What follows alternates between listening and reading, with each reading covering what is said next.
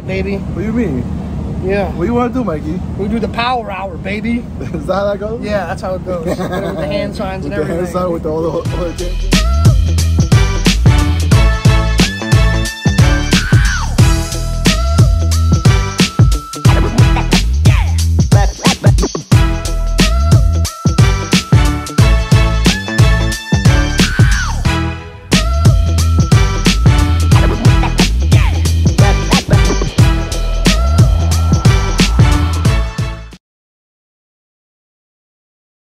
But it is funny to people who think they're fast on the street, or maybe they straight line race or they street race or whatever, and they're like, oh yeah, I'll come to the track, and then they're slow poking it. And I'm like, bro, what happened? You were fast on Facebook. Listen, like, my first track day, and Manny from New York Safety will tell you, I came off the track and my boy, what the, I can't remember his name right now. Holy crap, Dougie, my boy Dougie. Man, Dougie, my bad. Boy Dougie, I came off the track. Yeah, right? And they're like, bro, breathe. I'm like, I am. Like, breathe when you're out there. Yeah. I was sitting there, yo, my chest was up to here. I had the vein, the angry vein coming out, but it wasn't an angry vein. And it was flying past me, and they're like, yo, Power, you're fast on the street. I'm like, I don't know. I went out the next session, started breathing, and just started picking up things slowly but surely. You know, so you gotta. It's a different animal. It's different mechanics. It's different. You're not dodging traffic. You're not stopping. So what's that lead to? That leads to some of our pet peeves, right? Let me tell you one of my pet peeves. There already? Okay. We're gonna hit it right now because we're talking about street riders. It's a long video. This cigar is supposed to be he's 40 minutes cigar. He's sucking it down like you guys are doing all the talking. I gotta talk. Never mind. I ain't gonna say what he's sucking it down like. So that's YouTube, guys. It's not meant for kids, but so undoubtedly my biggest pet peeve. How that word go? Undoubtedly. Undoubtedly. Okay. The street rider that comes out here that doesn't want to listen. There's always one. There's always one. And they will come out here because they're quick on the street. And gender doesn't profile. Yeah. So we have some females that I'm saying, yeah. Okay. Yeah, I started on YouTube. Right. It could be any gender, any race, whatever. It's all the same attitude. And come out here because you're quick on the street, because you outrace your buddies on the street, and you come out here and you don't listen. Or you run your mouth in the classroom because you know the answer to everything, and then you get on the track and you bin it after the second session. Wad it up. Just wad it up. Well, yeah, because it's lead follow first session, you know?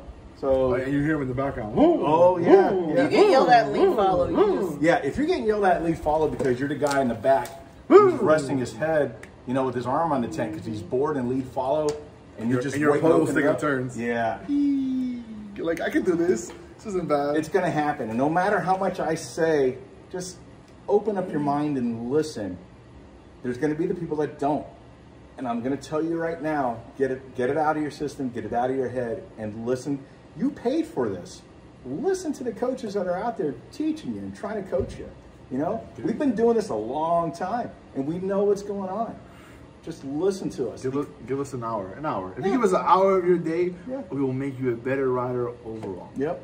And trust me, what you learn out here, if you still ride street, you're going to take it on the street, which is what you should be doing. It'll make you a better street rider. You're a better defensive rider.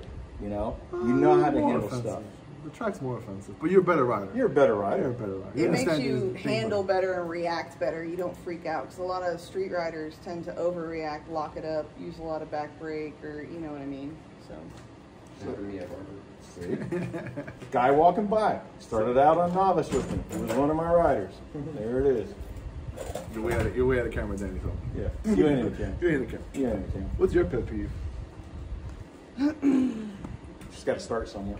No, I think I have a couple. Turning around on the track is one of my biggest pet peeves. There's no reason for you to turn around. Don't look at me. Look at where you're going. Control riders are going to turn around. We tell you that we're going to turn around. I'll do what we do. We need to know. We need to modulate our throttle. You know, are we losing our line? Do I need to slow down? Are my students keeping up with me or not? So we're going to turn around, but when I see you turn around, I legit get mad. The other thing is the NASCAR swerve, that drives me nuts. You're not that good to turn around. Yeah, first of all, just look forward. That's hard for us to turn around. Yeah, listen, sometimes. It took me a while. I had to watch, and I'm bringing it up again. I had to watch Stefano do it and ask him how he does it. Because he has that thing down packed. Like, he literally, his head's like right here, he's looking back, and you watch him and his whole head, like, you can see his whole visor. I can't. It took me a while to get that good. Yeah, because you turn around, your bike starts. Yeah, your bike's right. Where your head goes, the bike will follow. So, and then I don't understand the NASCAR swerve. You get out on the track and you're doing this. You're not warming up. What are you doing? Like, NASCAR swerve. I don't. See, what do I do? I'll dance. All you might be doing is knocking some sand off of your tires, but you're not warming them up. You're not. What are you doing? You're looking like a goober. So that drives me nuts. And you carry more lean angle than you probably need to. Yeah. And in that situation, if you have bad body position and you're doing NASCAR swerve, we'll call it the NASCAR swerve, and next thing you know, your bad body position, you're gonna hit a peg. You might just low side. And you probably got cold tires because Lord knows you're a novice and you're not running warmers. So you got cold tires and you're acting like a goob. Stock rear sets, so your Yes. rear sets are much lower. We'll get into that later. Oh yeah. So those are my 2 pet peeves. And then like obviously not following rules or arguing, that kind of gets on my nerves. If someone comes to you and says something like, hey, you know, I'm not coming unless I directly saw you do something that you should not have done, I'm gonna get on to you. But don't argue. I mean, that's the biggest thing is all that should come out of your mouth is yes ma'am or yes sir, I'll fix it. Or ask for explanation. Yeah, or sometimes you might understand what we're saying. Ask for, hey, what do you mean? Like, what do you? Yeah, and sometimes we don't understand that you might have 0 experience. You might not understand what we're saying. So if you need us to break it down in some other way or another term, and I'd say that there's no such thing as a stupid question, because legit there's not. Because we want you to go home in one piece. We want your bike to go home in one piece. And we want you to have fun and come back. We want you to learn something. I don't want you to sit here and go, oh, all I did was get yelled at. Well, I want you to learn something. Look at that one kid who commented about you specifically. Oh, God. On TDJU. And then he's like, hey, can you guys help me out? Yeah, we will. The minute. Oh, the one that came to me and said, can I bump down to intermediate because I'm slow? I don't know, the one with the grade, but we took the picture with it. Pictures coming out right last here session of the day. Right in Jimmy's face, right here, Jimmy. Last session of the day, he comes to me and goes, can I get an eye sticker? And I didn't recognize him at first. And I go, why? He goes, because I'm slowing down. I was like, but then when he made a joke, which is fine. He realized his times weren't there, so he wanted to bump down. I think he realized a lot more than that. But he came out on a Facebook post and was like, hey, can you guys help me? We're like, hell yeah, bro, come see us. We'll help you. This is where we are. He's like, oh, I didn't know. You know, sometimes coaches, they're all over the place. And, you know, we try to be centralized. Yeah, it's hard when you have big groups. Like, Florida Track Days is a big group. Yeah. So. But, I guess my pet peeve, right? Yeah. Red flags. Oh, yeah. Oh, this man will get angry. Red flags. Yeah. Red flags. Red flag comes out.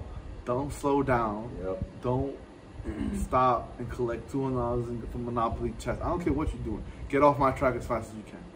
If I'm passing you on a red flag, something is wrong. Because I'm usually with the crowd and keep my throttle the same way. People cut gas so hard on red flags. You start doing this. Yeah. Start looking at like the rubberneckers on any highway in America. Start doing this. You know, if you're on the track and there's a red flag and you're looking around and you think it's one of your friends, the best thing you could do for that person is get off the track. Get off the track so medical people can get over there. If for some magical reason the rider looks very injured and a control rider is out there trying to get the bike off of him or her, that's a different situation. That's a very rare situation. But it doesn't put it against us. We might get yelled at, but we got the bike off that person. Look at Yvette. Remember when Yvette crashed on turn 4? Yeah, the bike was on her. The bike was sitting there literally chomping at her boot. You know, they ran over there and they got the bike off. And people were like, oh my God, get off the bike, whatever, you know. But in rare situations like that, you might see a control rider get off his or her bike and go help the person that crashed. But get off the track. Let's clarify that red flag real quick. Because in this state and most of the Southeast, on a red flag, we vacate the track. We get off the track. We pit in, get off the track. That way, emergency could go out. Emergency will not go out on a hot track. Okay. But that is not the case in the U.S. all over. Lots of times on the West Coast, you stop where you're at. So make sure. This is why it's imperative you go to your riders meeting in the morning. They will tell you what to do at a red flag. So if you're in California, or let's say you're in Arizona and you're at a track, you may not be getting off the track on a red flag. You may stop. Utah should be interesting. Yeah. Good old Utah. Exactly. And the other thing about a red flag, so Power said, don't slow down. My rule of thumb is if you're comfortable riding, let's say 85%, that's your comfortable fast track pace. Slow it down 5%. If you're comfortable, I think 10's okay. 10's good. Okay. But don't chop the throttle. Don't chop the throttle. Don't look around. Don't slow down to a crawl. Get off the track at a comfortable pace, okay? You should never get passed by well, one, passing on the red flag is illegal. But if you're going so slow that people are passing you, that's a problem. Yeah. Get off the track. I've been that rider who high-sided and my motorcycle landed on top of me. I unfortunately went out in the beginning. That was a PBIR turn 6. Remember? Yeah. You hit I think you hit the crevice or something. It was like my first year riding track. My second time ever, I think, riding PBIR, or first time, I don't know. I went out in the beginning of the session, so I'm one of the first ones to go out. I overshot the turn, freaked out, stood it up, thought I picked a good spot to take it off the track, hit a damn hole. The one hole in Palm Beach. The one hole, it swallowed my front tire, bucked me off, and then it flips on top of me. So I'm trapped underneath my motorcycle, red flag, and everybody is like, I could hear the bikes. Yeah. We were intermediate that time. Going by me, and I was like, you jokers need to hurry up, because I'm freaking out, because all I can think about is my motorcycle's going to catch on fire, and then I'm going to burn to death because it's on top of me. You know, it was still running. And that's all I could think of. And then it was like, and then, you know, you've got Nick that always gives that story about him being out, I was there. I was there for that. Being out in the ant pile with a broken So Nick Vetrano goes out where Southern Track is. Nick Vetrano is in charge of the FSU programs. You are a street rider and the cost of a track day is too much for you. FSU has a program. Look it up, Google it, and they will provide a huge discount for your first track day to come out. They'll set everything up for you. They'll prep your bike. You can rent a suit, do whatever you need. They'll crawl you through the process. I think it's like FSU Motorsports or FSU PD. I don't know. It's FSU, so I try not to keep it in my head. Yeah. But it's a good program, so good on them. It's the Gator Chomp. That's right, baby. So Nick Petrano's out here riding, and he goes down in Jennings at turn 1, and he's broken his shoulder. Did he go over the mountain? No, he didn't go over the mountain. But he's sitting off in turn 1, sitting up. Can't take anything off because you don't take anything off when you go down, and he's got to bust his shoulder, and people are going by at a snail's pace just looking at him like, is he okay? And he's like, get off the track. Yeah, I'd fight you. Yeah. If I was hurt and I saw you literally, and there's people, I mean, I'm gonna come back crippled. We've had red flags in races, and I ride by the racer and they're not moving. My heart literally breaks. And I'm just trying to get off the track so medical can go. Now, we have had medical move on a hot track, like, because the corner workers communicate with start finish, and they'll know where the riders are. I've seen medical go on a hot track. Homestead, the ambulance pulled right out in front of me, and I was like, whoa. Yeah, we stopped in turn 6. I remember that race. Oh my God, but you know, they have a job to do. Don't get in their way, but just get out of the way. And there was one time at PBIR, I have never heard this man get so upset. He walks into the classroom, and I was just like, he's mad. I mean, he just was like... Here. No. I was here one time at Jennings. I took my helmet off and was like, everybody, it's a red flag. What does that mean? Don't answer it. I'm going to tell you. Yeah. And I was like... But he walked into the classroom at PBIR, and that beep button would have came in real handy, because it was every other word. Beep, beep, beep, beep, beep, beep. It was a novice session. He was so angry, but I mean, it was valid. I promise you, everyone that day, we will always remember me. It says, get off the track on the red flag. You know, like, get off the track. And there is a lot of information that we throw at you, and if you are new, there's a lot of things that you're not, there's so many flags, and I understand that it's overwhelming, but you know. It took me a while. I think for a while, it took a while to figure out which one was red, yellow. And different And organizations. it was like red, yellow waving, and then red, yellow, like those two. I was like, and different organizations use different flags. Like here, the meatball flag is a big thing. Yep. And black flags mean different things. You know, so they're not all consistent. So now you're trying to remember. But green is go. That's right. Green is go. You know, so I think something that I try to do, and every class is different, every organization is different, but the way that I try to run mine, and I base my classroom sessions off of people before me that taught me. We have, in our novice classrooms, for the first day out, we actually run a lead follow for the first 2 sessions. For the people that have come out all the time, no, there are people that don't do it. I mean, at least there are people there are novice classrooms that they go out and they say, hey, let's go on the track. It's like, what? So, yeah, we do 2 sessions. Shame on you. I agree. Shame on you. This isn't 1980. You don't just throw people out there and say, hey, you're going to get your race license. I know you've never been on the track. Go. We've learned. We've learned from all that. Can I add a pet peeve to that? Yeah. people who go to these schools, racing schools. I have two actually, racing schools, and go get their race license. That's great. Nothing wrong with that. It's another way to educate yourself and learn the process and learn how to do things. But they haven't picked up the pace.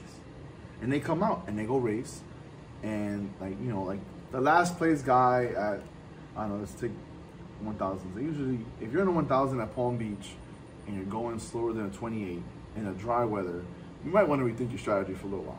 A little while. Not, I'm saying forever, but a little while. And a lot of times you'll see guys go out there on big 1,000s, fresh, mint, and like 31, 32s. And they go, well, I race. I should be in advance. And they'll come to us and argue with me, and I'm like, dog. I'm like, all right, let's go. I'll put my lap time on, and I'll be on your back tire the entire time. I promise you, you're not gonna, if you fart, I'm gonna smell it, you know? Like, I'm gonna know, you know?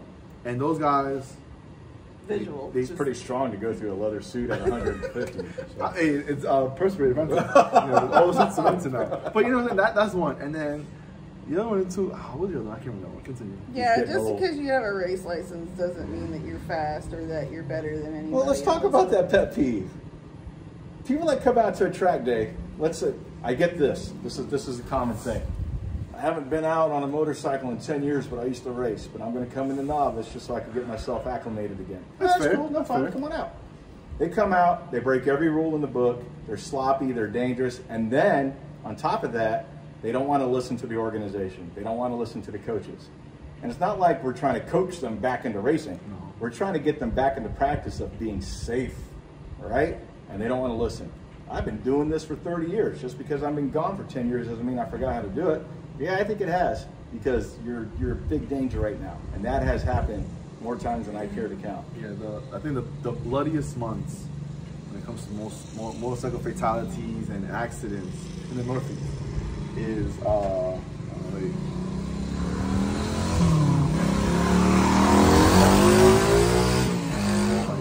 Why does small bike be so loud? I don't know. So the biggest fatalities up north, we had an intermission. Biggest fatalities up north are usually the beginning of the season. Yeah.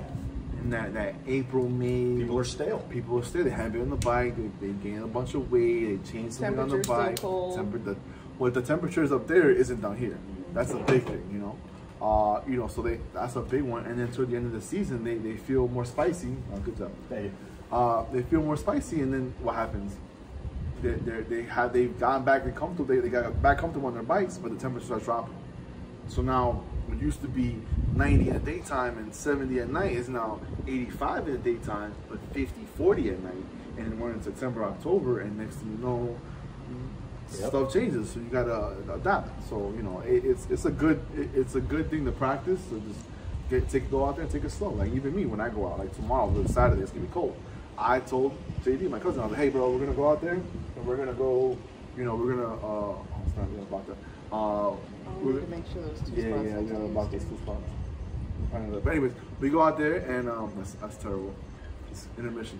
We go out there and I go out and I exaggerate body position and because the muscle memory is key. Get yourself back in the groove. Yeah, get yourself exaggeration on body position, exaggeration on just your lines. Just take the perfect line, perfect body position. Even if if your race pace is like, if your fast pace is 21, 22s, take it down to a 28, 29. Nothing wrong with that. You're still in advance. You're still doing your thing, you know, and just exaggerate the body position. The speed will come. The speed will always come. Don't rush the speed. The speed will come. If you're a novice, if you're an intermediate, if you're an advanced guy, if you're a really fast advanced guy, the speed will come. Like, speed is a byproduct of doing things correctly.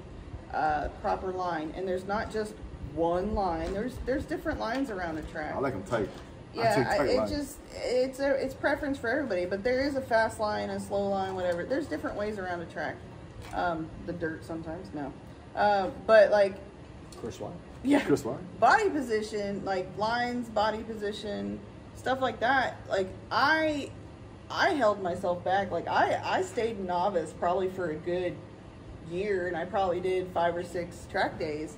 And everybody's like, why are you still a novice? And I'm like, because I'm afraid to go into the meat grinder. I was afraid of intermediate because I saw how everybody was it was such a wide array of talent. You know, you've got people in there that just came out of novice, people that are legit intermediate, and people knocking on the door of advanced. She just wanted an open track by herself. Pretty much. Yeah, that's what she wanted. She wanted to pass people. She wanted, feel good about it. No, I was legit afraid of Yeah. intermediate. So then when I got bumped into intermediate, I was like, oh, well, this isn't that bad.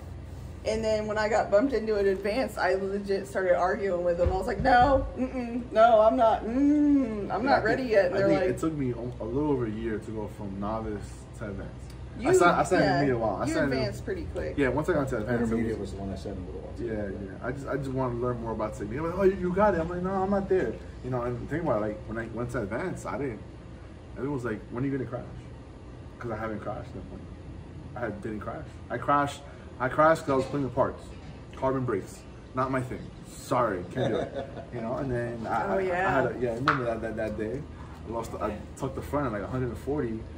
Turned 9 Palm Beach, same thing I always did. Yeah, he didn't come off the track, and Cito comes up to me and he goes, "Power went down." And I was like, "What?" Yeah. You know? About time. No, but I just, but didn't give me a status, and I'm like, "Is he okay?" Yeah, I walked off the track, left the bike, said "F this," and just walked away. The bike was sitting there. I just walked up, turned it off, and just walked off the track. The medical guys are looking for me, and I'm walking back, and I'm pissed off. And Cito come back with the bike, and he picked me. I'm sitting there, my knees all bleeding and stuff. Everything hurts, and I'm just like, F it, I don't really care. It's one thing, like, I can't stand when somebody's like, blah, blah, blah, went down. Okay, but I need to know if they're moving, are they okay? Like, I freak out. What should you do when you go down at the track? Keep all your gear on. Keep all your gear on. And get out of the way. Get out of the way. What should you not do? Let me give you a good example of what not to do. You asked me what not to do. Let me tell you what I don't want to see happen, because this is off of something that actually happened at Jennings one time. If you have a friend, a boyfriend, a girlfriend, a close friend, a spouse, whatever, Side chick, I don't know. and you're on the track with that person and they go down, do not put your kickstand down right by them and get off your bike and go check on them. That's gonna get me stabbed. Yeah, that will get you stabbed. Get off the track. We'll go right back to what we were talking about before. Red flag, get off the track. Don't put your kickstand down and go check on somebody. Yes, it actually happened. Yeah, I've seen, they try that down south in Florida, and it doesn't work out well. I don't know. So what's it take to, I'm in novice. What's it take to get up to intermediate? Ask the coach. Get Yeah, I evaluated. mean, normally it's, for me to bump somebody out of novice, your lines need to be good. I go with body position lines. No, I go with You gotta have a lines. workable craft. I go with lines because I want to make sure that you can navigate this track properly. You're predictable. Yeah, you have to be consistent, one key word I look for. predictable, and smooth is the other thing. You cannot be irky jerky. Like, So that leads me to my second term. Hold on, she's not done. Let her finish. But she's going to understand this. Consistency, predictability, consistency. if I follow you for 2 or 3 laps and I know you hit this spot on this time at this speed, you are consistent. Yep. And that's why a lot of people get bumped, because you're predictable. They know where you're going to go. Yep. Hence, if they're going to set you up for a pass, they know when you come out of turn 2, you're pushing wide. So guess what? They're going to pass you on the left. It's like a So, you got to be predictable, consistent, and smooth. the most. And then if your body, I'll still bump you if your body position is meh. Yep. Because Feet. I look at feet. I have You limitations. can't stop a fetish? My left turns are better than my right turns. I don't have full range of motion in my neck, so I kind of blame that. Well, medical waiver is coming your way. Yeah. So but what's a byproduct of all this? speed. Exactly right. So when you get somebody in novice says, but I'm clicking off this lap time. Why can't I go up, coach? Anybody can twist the throttle. Exactly right. Especially on a big bike. Yep. I wish everybody would start out on like a 250 or a 300 and legitimately just learn entry speed, exit speed. Unless you're 6'4" and 230. Because you let off, I still got my confidence back. you let off the gas on a I'm Tom 300, Brady. it takes you 5 minutes to get back up to speed, and and so the little bikes teach you Throttle control. Yeah, they teach you, like, I picked up so Body much position time. is unforgiving. It's very unforgiving.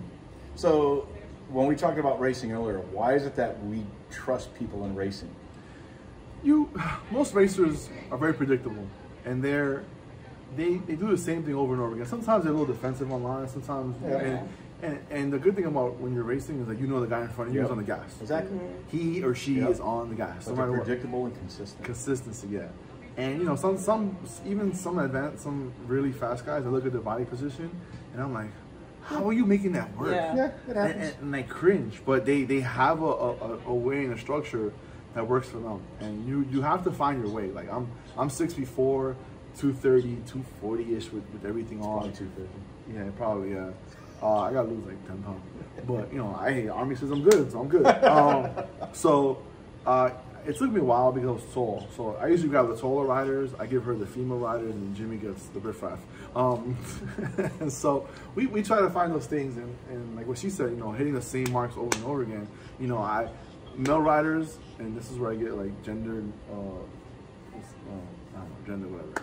Stereotyping? Yeah, stereotyping. Yeah, there you go. That's the word. Male riders are more difficult because they just want to crack the gas and go fast. Female riders are more methodical. Yeah, very much. They think about it more, Yeah. which goes back to when we're thinking right. too much. Females don't want to get hurt. That's not our even thing. that. They want to perfect it. But God, I've always But said, they do it because think about you. When I came here, everyone said follow Alisa on the lines, and I struggled, Yeah. and I blew your doors off. And what happened? I came back around, and I waited for you. And you were sloppy. And I was sloppy as hell. And I came back here and learned Jennings because of you. And I went off, and after I figured out Jennings because of you, I was gone. I was gone, and I was gone. And it was like, you gotta go to advance. I'm like, no! So something that when my wife and I watch like Fail Army channel and we watch all the fail stuff, I always tell her it's amazing that guys don't die sooner in life because we're stupid. And it's true. So what he just said goes on the line of that. Guys just want to go. We don't think about it. We don't want to make sure we're doing it right until it's too late. God, you sound like my ex. Yeah, well, you know. It's just age Well, and and wisdom. There's a lot of gray hair here. He doesn't have any. Yeah, I you can't see it. think ego plays a lot into it as well, and I don't want to say that females don't have an ego because I've met plenty that do, but normally when you're first learning something, you don't have an ego. Fast boy. You're in learning mode, you know. But it just seems like, and I'm not saying this across the board, but men tend to have an ego. Generally, yes. And that's why I have a problem sometimes trying to get through to them because they don't want to listen to a female, and I'm sitting there like, so you're blowing their doors off, and they're like, "Can you help me?" Yeah. Miss Alisa. yeah, Alisa. they roll their eyes. They roll their eyes at me, and then I blow their doors off, and then they're like, "Oh, hey, can you work with me next session?" And I'm like, "Mm-hmm." Hey, you don't know what I am when I'm in all my gear. It's not apparent that I'm a female. You don't know me. My purple bike. I'm from the streets. Yeah. I'm from the streets, I man. belong to the streets. But it just cracks me up. Like, and it's not, and there's not a lot of females in track day orgs. More and more are showing up, and more and more are coming out to race. When I first started this, there weren't that many females out here. No. I've got 3 female coaches underneath me at any given time now. It's about fast Florida women. You're fast, Colleen. Yvette's fast. Yvette's fast. Monique is fast. Kirsten's fast. Kirsten. You can't say Monique. You gotta say Nikki. Whatever. Nikki's fast. Monique is fast. I use her legal name. Yeah, government. Kirsten is fast. gosh. She's one of the coaches. She'll be out here this weekend. She started with so Kirsten started out with Embry Riddle, the Riddle Riders, and I remember her first track weekend out here, and right off the bat she was quick, and she just kept going and kept going and kept going. Body position just beautiful, lines were beautiful, and then she started racing some too. Who else we got?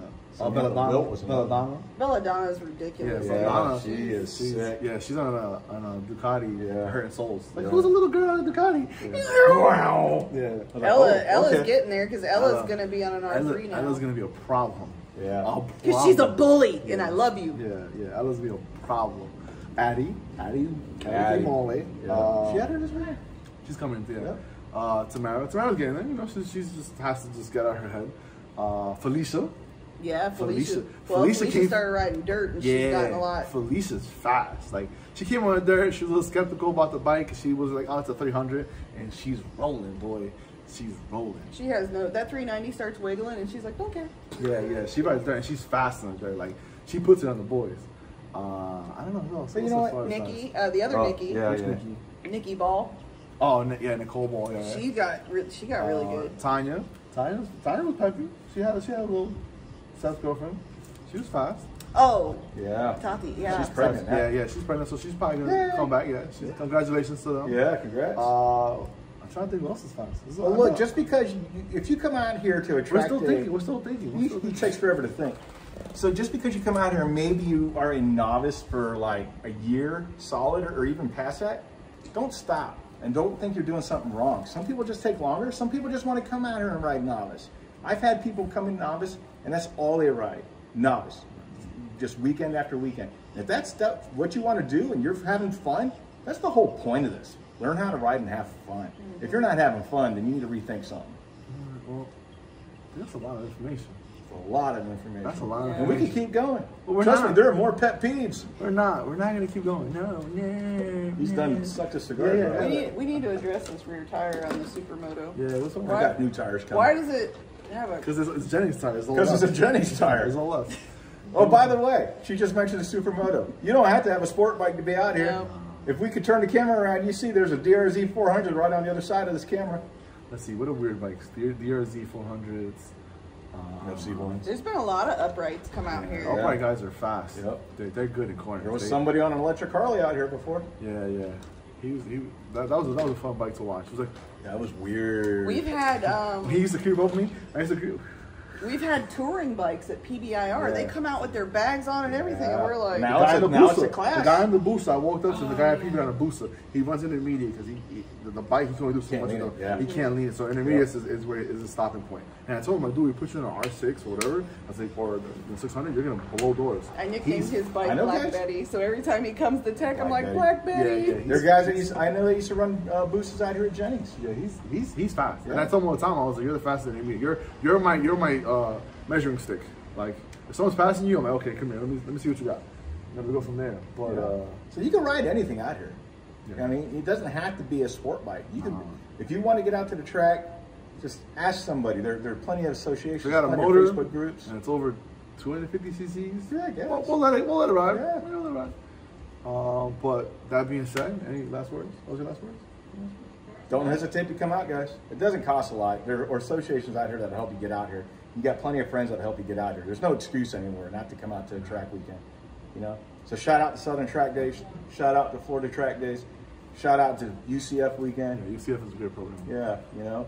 CFMR. CFMR has picked it up a lot with track days, drag Yep. nights. The FSU Association that has this really long website. Just Google it. Yeah. Come on, man. I think Shout out that's sponsors. it. I'm ready for these gnats to go away. It's not love bug season yet. Thank God. I ate love bug once. It wasn't fun. This is here too. So yeah, thanks everybody for watching.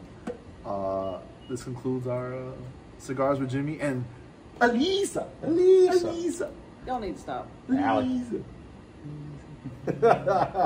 He's the jaw. Wait, Yankees or Mets? Mets. Yeah, we just whooped their ass. Go Sox, baby. Whoa. Beep. We just whooped their butts. Go Sox, baby. So I'm a Mets fan that grew up in the Bronx. I grew up 3 blocks. I had a direct line of sight From every- Hell Stadium? From the original, well, the Yankee Stadium was on the left, not the right. Yep. If you're from the Bronx, you understand what I'm saying.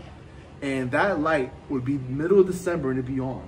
And it would shine, no matter how my blinds were, they would always shine and it'd be in my face. And I hated it. And I always said, I hate damn Yankees. I hate the Yankees. And I had tickets every day to go there. We used to go to the Bleacher Creatures, the old Bleacher Creatures Stadium. Yeah. We used to go there after school, whatever the case was, in our uniforms and go out there and have a crazy time. But I'm a Mets fan. And plus, Bobby Bonilla. He's like my distant. They're still paying for him. Yeah, by 1.2 I think they paid. Gosh. They, you know, Bobby Bonilla is my long lost uncle on Puerto Rican side. I'm not Puerto Rican. I'm Dominican. Hey, lo mío. You know, but yeah, that's why I'm a Mets fan though. Yeah, I mean, I get it. Red Sox is took him to town, I'm a baby. Knicks fan too, so I've been living with disappointment for a long time. Guess whose turn it is this weekend? Yankees next, baby. Yeah, we'll see. That's all We'll I'm see. saying. Anyway, go Gators. Peace out. We need to go make those. Yeah.